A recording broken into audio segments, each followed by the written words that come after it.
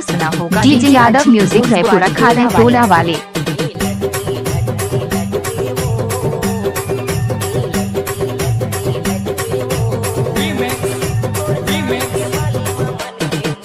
Shiv कुमरी Shiv कुमरी Shiv कुमरी।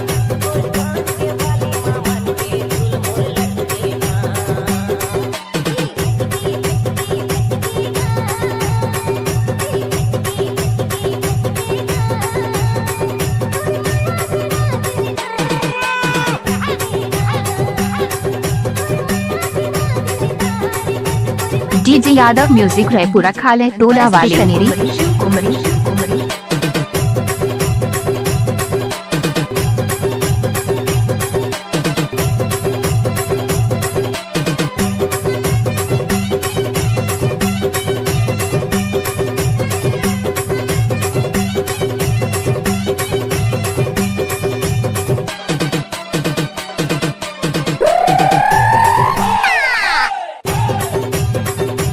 DJ Yadav music है पूरा खाले टोला वाले।